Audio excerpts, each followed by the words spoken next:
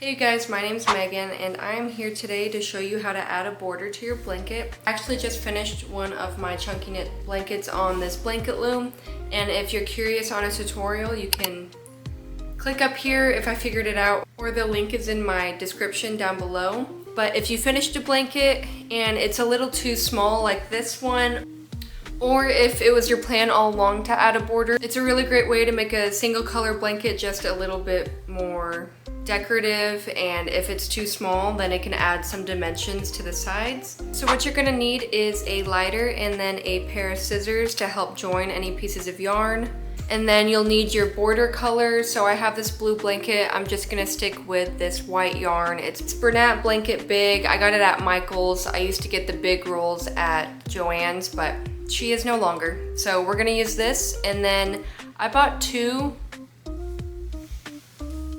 And I bought two just in case. I don't remember how much it needs, but we're about to find out. Let's just get started. Okay. Now that you have your yarn ready, we're gonna take a look at the blanket. So you'll notice it looks a lot more similar to crocheting if you do crochet than just basic knitting. You're gonna have a front loop and a back loop, and that makes one loop. So you're gonna look over, there's gonna be two, that's a loop. So there's several loops you can see all the way down your blanket. That's what we're gonna be working with. To start out, you're gonna take your yarn and then leave kind of a long tail and push a loop up through that first stitch. And then you're gonna take the second stitch, pull a loop up. So you're gonna have two loops up on your blanket. You're gonna take them both. Take your working yarn and then crochet it through. Now that's your working loop. We're gonna pull up the second loop. I know this is kind of hard to see, so I apologize. You have your two loops, connect them together, working yarn, and then crochet through. And that's gonna start that border all the way down. I'll do a couple more from this angle so you could see.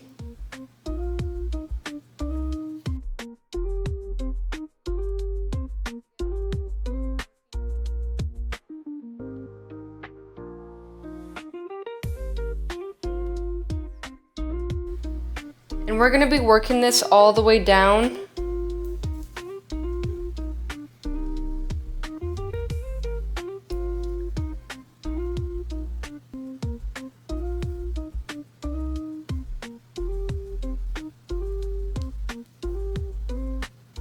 Alrighty, we made it to our first corner. So what we're gonna do is just make a normal stitch. Like that. And then flip your blanket. And usually I would lay it flat, but I'm gonna try and keep it in the camera angle. So at first we were working this way, now we flip the blanket and we're working across this way. And instead of starting on the next set of stitches, we're gonna go in this same corner and then make another loop. It's almost like, well, it is like making an increase.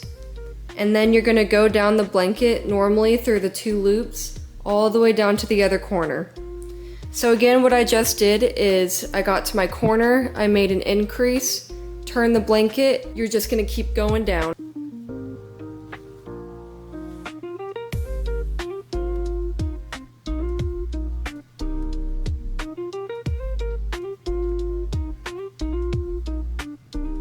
We made it to another corner. I'm going to show you again one more time how I like to do them.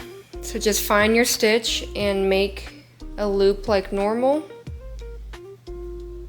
Go in. And then I like to turn my blanket as best as I can.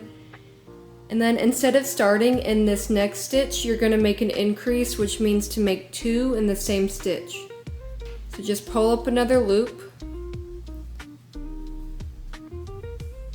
And then go through like normal. Okay. Once you do your increase in your corner, you can continue down the blanket like normal.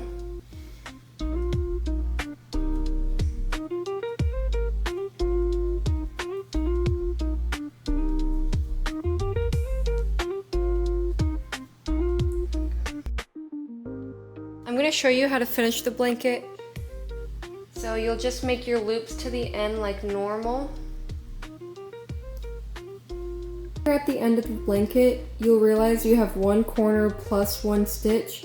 I know technically we started in this stitch, but in order to make that complete look, you're gonna have to overlap in this one. So double up on your corner,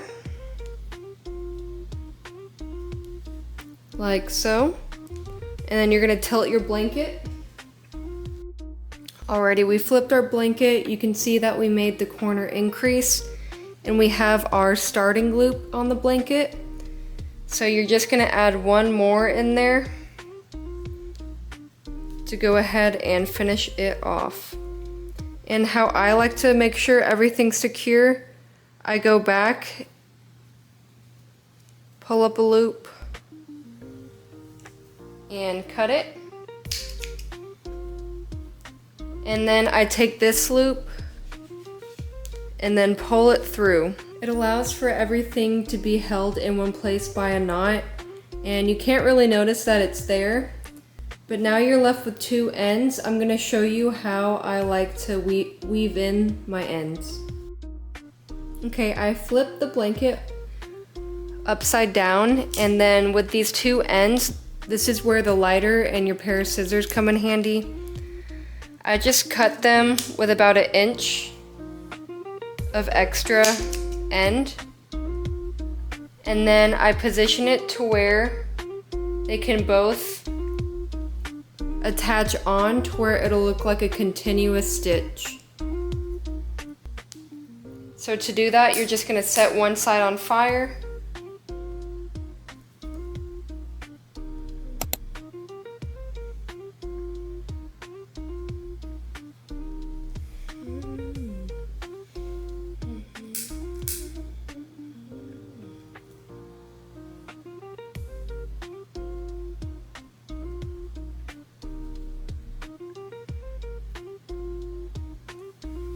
Okay, we just finished putting the border on the blanket, and this is all the yarn I had left.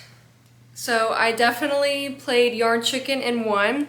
So this is a standard size of lap blanket, and only one of those Bernat big blanket yarns worked for the border perfectly.